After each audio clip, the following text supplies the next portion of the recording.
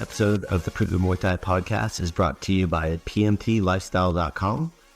Authentic Muay Thai lifestyle by Pu'u. Definitely go check out the website at pmtlifestyle.com for some awesome lifestyle merchandise. That's for those of you out there either involved in Muay Thai, looking at getting involved in Muay Thai, and embrace a healthier lifestyle to live the life of the Nok Muay. Go check it out. I want to talk about Black Room at Teep Studios. If you enjoy the content of this podcast, you will definitely enjoy the value that you get out of the Black Room and being a member of the Black Room. What it is it's a subscriber-based way to support the podcast. If you enjoy the podcast and want it to continue, I'm asking for your help. And in exchange, you're going to get an underground view of Muay Thai, American Muay Thai, as well as within Thailand. We have people who are now working on the ground in Thailand that are helping us get media, content, all that stuff. We're posting it there on Black Room, as well as behind the scenes footage of the podcast recordings when we're recording. After I stop recording for stuff that we broadcast, we put some subscriber-based only content on there. So you're going to really get a lot of value out of that subscription. Okay, it's not just supporting the podcast. We also have podcast subscriber only merchandise that's coming out as well here in 2024. So you have to be a part of the Black Room in order to get access to that. So I'm asking you for your help on that, but I know that it's not so much of you helping me. It's going to be us giving you a ton of value that you're going to get and just enjoy it. And it's only $5 a month. All right, you can cancel it anytime. Every little bit counts. Please go join it. The link is down in the show notes. All right. Anyways, sit back and enjoy the show. You know, if you've ever been to Thailand, you already know exactly what this outfit means. All right. Elephant pants, elephant shirt. This is what one of our friends, he actually dubbed it Bangkok camo. Most people see it and just think tourists, right? If you've been to Thailand and you see me wearing this, you're just like, look at this freaking Farang out here in elephant pants and elephant shirt, right? No locals wear this. All right. It's purely like a tourist thing. So, if you only see the surface of this too, all right, this is like a surface level thing. If you're scrolling past and you're just seeing this and it's just the surface, and you probably think podcasting might work the same way, right? For a Pu'u Muay Thai podcast, because if you only listen to clips, you just kind of get that surface level and you really just miss the whole point and context of what a podcast is. All right. This wasn't a highlight reel year. Like what we did for Pu'u Muay Thai wasn't just highlight reel stuff. And the numbers actually prove it where it comes into the Pu'u Muay Thai podcast. So what surprised me most in 2025 wasn't just how many people actually listened to the Pu'u Muay Thai podcast. It was probably how they listened. All right. So let's go into total downloads. All right. So across 2025, the Pu'u Muay Thai podcast logged 41,381 total downloads. All right. So I want to just chime in on this real quick. Total downloads. What that means is that's people who listen to our podcast every single week. All right. People who have downloaded an episode of the podcast. This doesn't include like our, multi-million plays, everything we've got on across all our platforms. All right. This is downloads. No viral stunts, no gimmicks, no like controversy baiting on any of this stuff as well. Just long form conversations week after week. And that number matters because it's not flashy, but because of where and how it showed up. All right. So this wasn't just a local podcast. We're not just a local Muay Thai podcast. Let's talk a little bit on the geography and who we target through Pu'u Muay Thai. Let's break down right here. So in 2025, listeners came from over 60 countries, with the top being, of course, the United States. We had 26,770 downloads from USA. This one, funny enough, Australia. Shout out to my Australian listeners with 2,236 downloads. Next up is the United Kingdom, the UK. All right, 2,152 downloads. And then we have Canada coming in at 1,729 downloads. All right. And then coming behind, surprisingly enough, is Germany coming in at 927 downloads, and followed up next, Thailand, the motherland, all right, with 914 downloads. And in Singapore, 703 downloads. Sweden, 668 downloads. New Zealand, 631. In Brazil, oi, Bom dia, Brazil, 533 downloads. And that tells me something very important about our podcast. All right. This isn't just an American audience. This is a global Muay Thai conversation. It's a global audience, and you are a part of that. And people like you weren't just listening to check in once. You stayed. All right. And that means the world to me. All right. So now here's where it gets really interesting. Let's talk about the top cities for the Pu'u Muay Thai podcast. So top cities in 2025, Los Angeles, California, United States of America. All right, coming in at 1,660 downloads. Next up, Phoenix, Arizona, where our Pu'u Muay Thai podcast is at 776 downloads. All right. Next up, Oxnard, California, right next to Ventura, 708 downloads. Melbourne, Australia, 609 downloads coming from Melbourne itself. All right. That's coming up like what, 1/3 of our listeners in Australia. That's pretty dope. All right. Next up, Singapore just lumps in 569 for the whole country. Singapore, Ventura, California, which is actually less than Oxnard, California at 546. All right. Next up, Honolulu, Hawaii. Aloha to my listeners in Honolulu at 539. Next up, the country of origin, Bangkok, Thailand, coming at 478 listeners. And funny enough, Philadelphia, Pennsylvania, coming at 434 downloads. All right. Bangkok being on that list really matters as well for anybody that's in this. That means that the source of the sport is listening to long-form conversations. And this is where Muay Thai is coming out of. And for people who are lit from the source of Muay Thai, the Hollywood of Muay Thai, they're listening to a podcast in Arizona, in USA. All right. And that's not accidental. That's trust built through years and years and years of networking and conversations that go in with the Pu'u Muay Thai podcast. All right.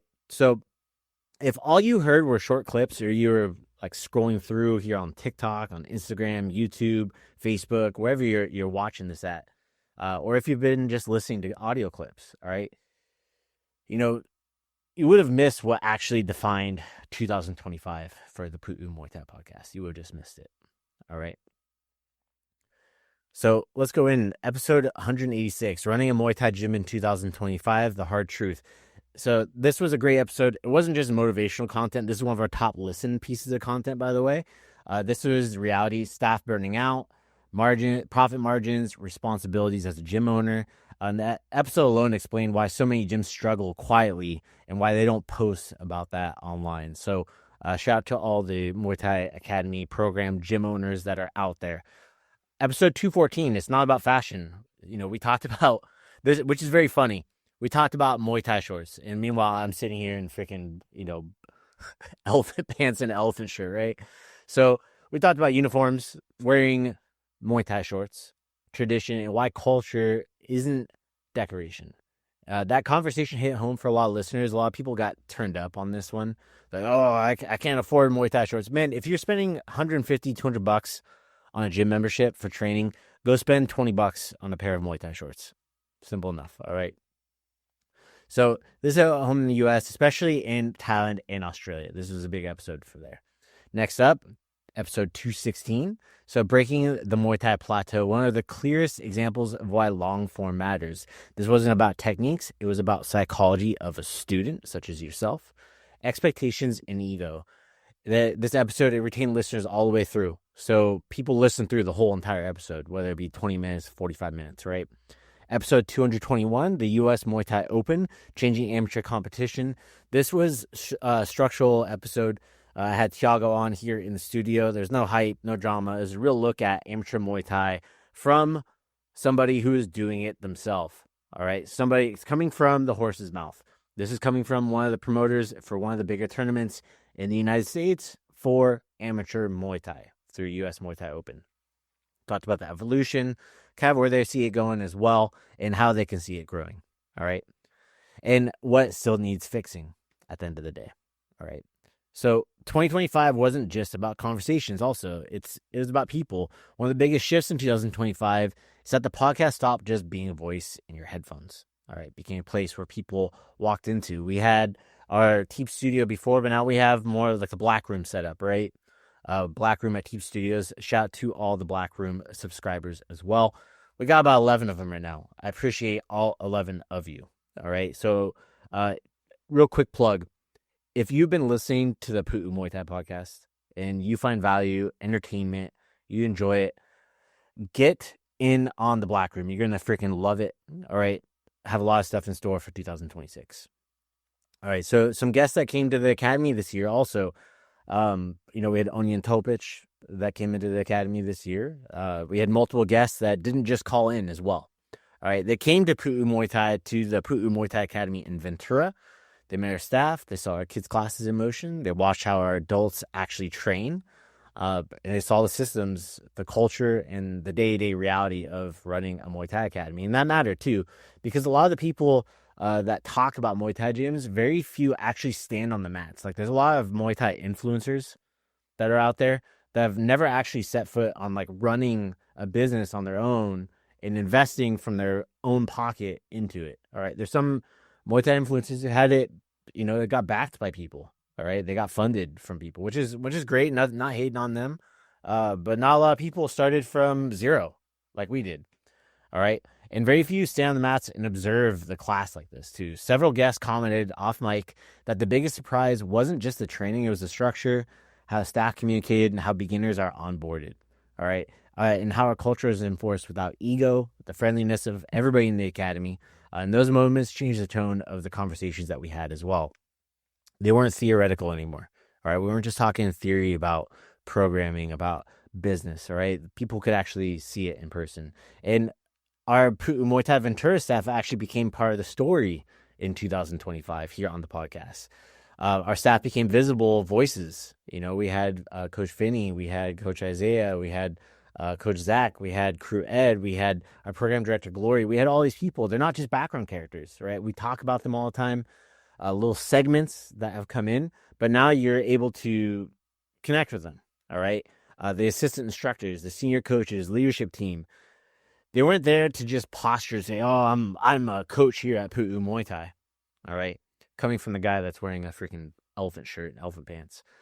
But they're there to explain, how the classes actually run, how safety decisions get made, how standards are maintained day after day, and why Muay Thai culture, has to be modeled and not marketed. Like why we do this, right? We had an instance of a kid who was didn't know the Pledge of Allegiance, but knew how to say "Sawadee Kop" and pay respect to people, which I think is hilarious. Okay, so that gave listeners, something rare. It gave them insight, such as yourself, into our functioning academy ecosystem. All right, it's not a brand highlight. We have an actual working model. We've been around now 11 years, and I just want to give a special shout out to everybody in our academy. My team that makes that possible, because without them, none of this would be possible. All right. So, and this is what clips really can't show. If you only listen to short clips, you would have missed, how decisions are debated and the behind the scenes at the academy. We talked about a lot this year. You saw over the past year, you've seen the Eat Sleep Teep semi-contact. We talked about it here on the podcast. Just like on the podcast, we documented us building this platform for people, all right? And why certain rules exist, why consistency beats charisma every time, all right? That's why I'm showing up week after week here on the Pu'u Muay Thai podcast, and why leadership matters more than talent. These are all long-form conversations, all right? They're not things that you can really get into the context of, a 15-second TikTok reel or an Instagram reel, all right? And the retention stats prove that people stayed for them. All right, you stayed. If you're listening to this, thank you. You're on here to be engaged in this conversation. All right, to be engaged. And also the expansion of the podcast studio. It's another major shift in 2025. We went from like more of an office to more of like a studio setup, and the expansion of the podcast studio itself has been awesome. We have the actual Black Room now.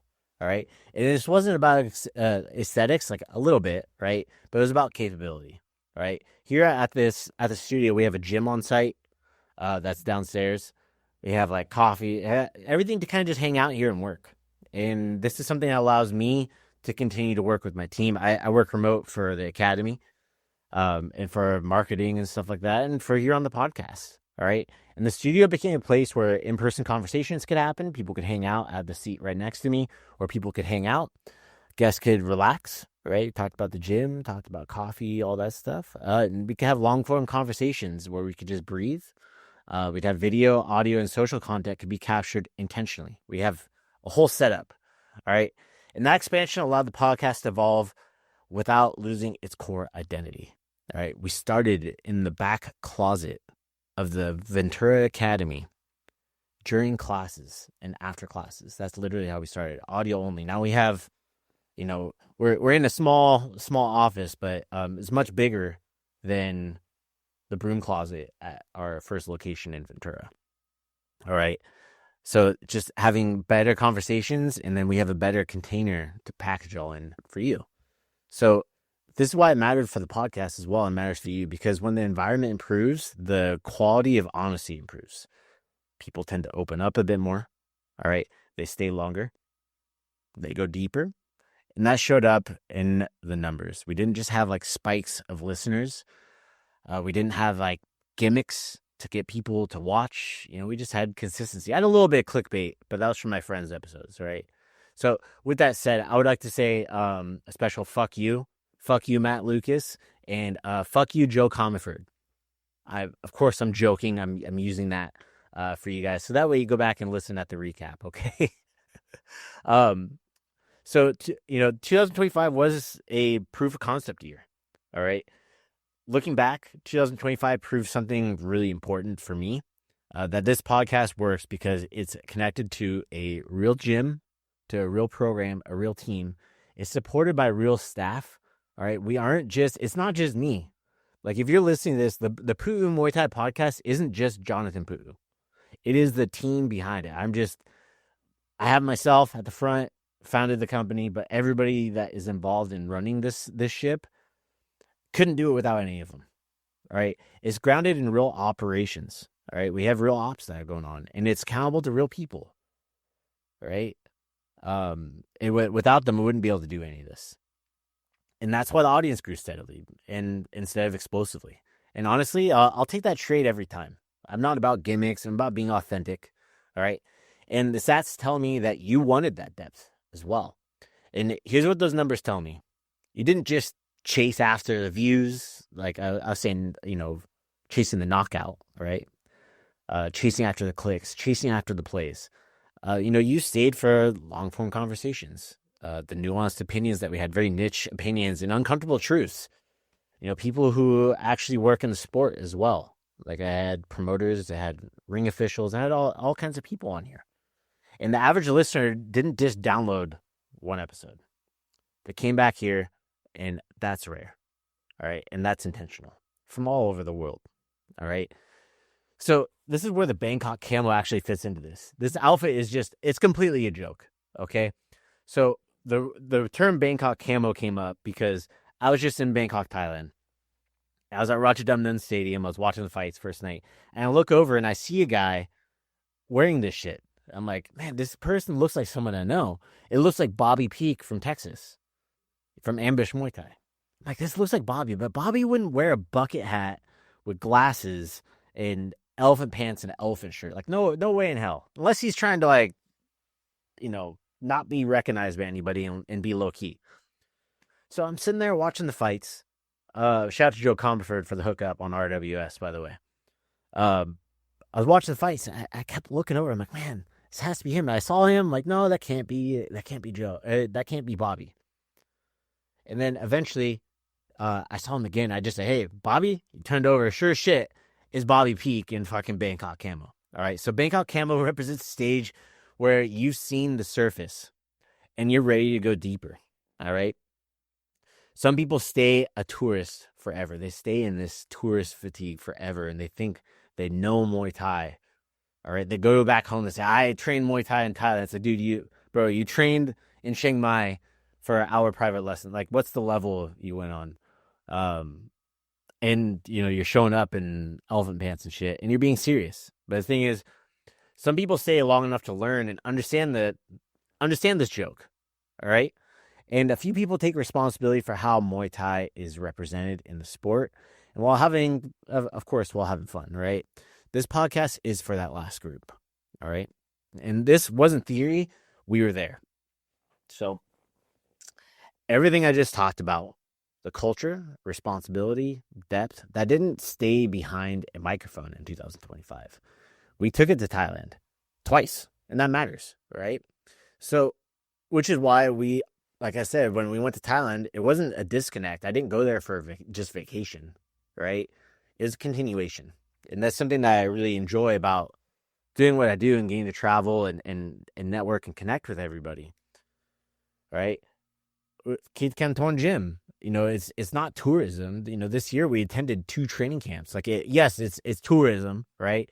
But we're there for training Muay Thai at Keith Canton Gym in Bangkok. We did one in March and we did one in December, and we brought the podcast on the road with it. We did some little piece of content that just kind of sprung up, wasn't planned. We didn't just have like a photo shoot camp. It's not a tourist checklist kind of thing. We had real training, real rounds, real structure in the same gym that you see on One Championship. They had one Friday night fight. They've created mini Yad Moy. That's Fighter of the Year for those that don't know. All right. And the same gym tied back to conversations about standards, discipline, and longevity in the sport. All right. I've seen the kids there grow up through time. They have one kid there now, Dao Dang, who I think is probably going to be fighting for the 115-pound title within the next year for One Championship. All right.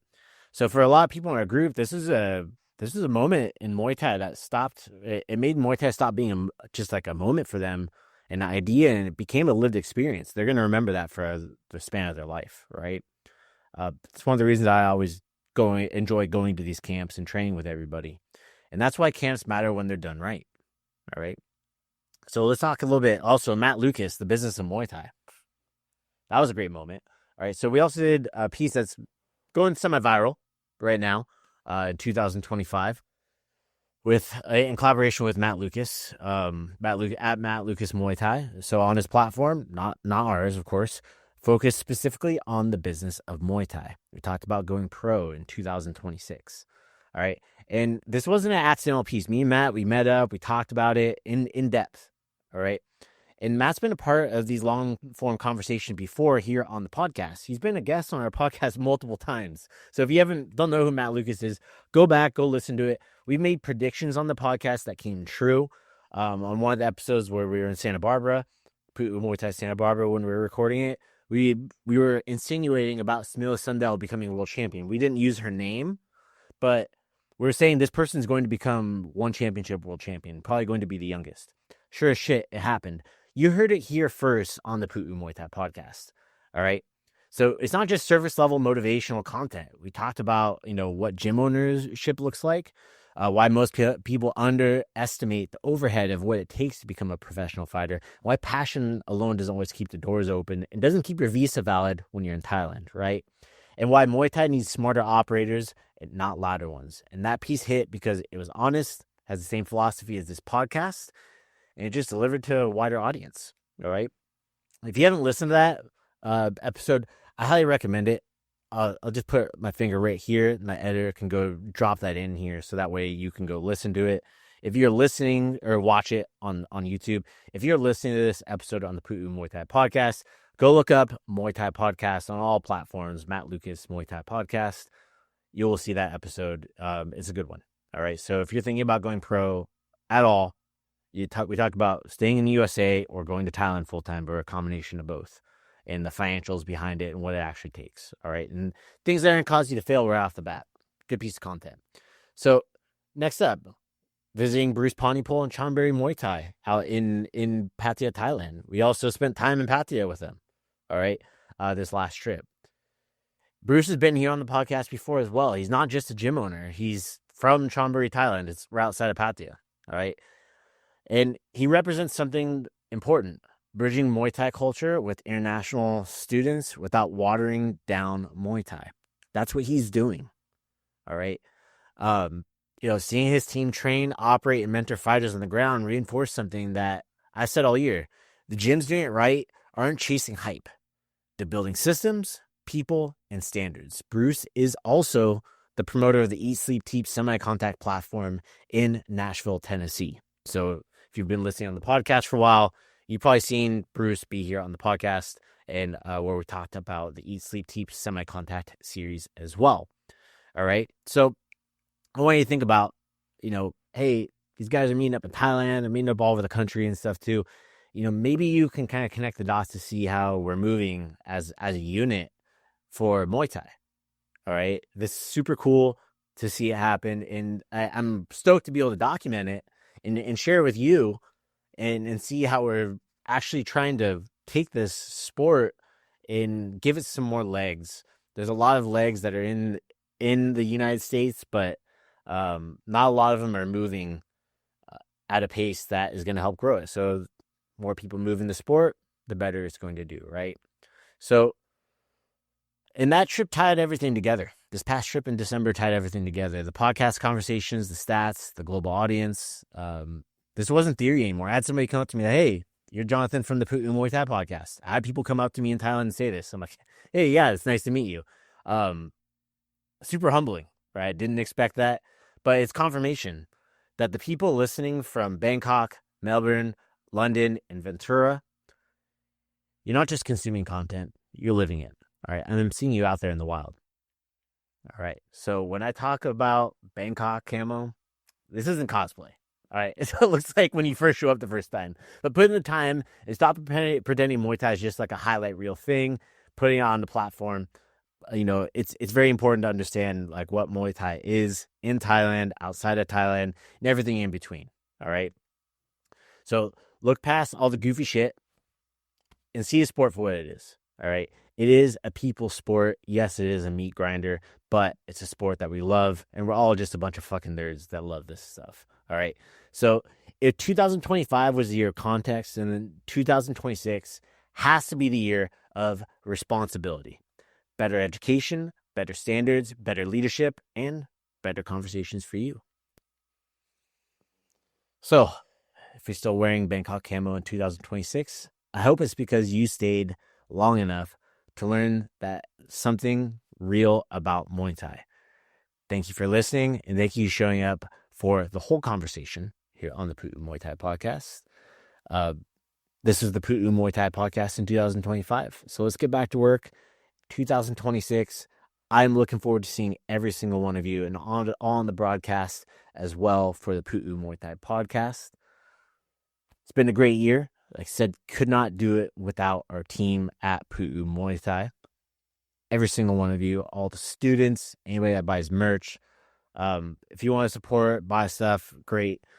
Go join the Black Room. That's the best way to get your finger on the pulse of Muay Thai. Literally on the pulse of Muay Thai. All right. Link is all down in the show notes. If you're listening to this, also down in the show notes as well. With that said, I will see you in the new year. I'll see you next year. Swadee Kap. All right, that's going to be it for today. Thank you so much for tuning in today to the Pu'u Muay Thai Podcast. If you enjoy the content, go leave a review over on Apple Podcasts, on Spotify. Give us a rating. It means the world to us. Also, if you want to be a guest on the Pu'u Muay Thai Podcast, or if you just want to shout out to your friend, go check us out at podcast.puumuaythai.com. You can submit to be able to be a guest on the podcast. You can submit what you want to talk about. Also, if you want to just give a shout out, there's a button for that too. Swadee Kap.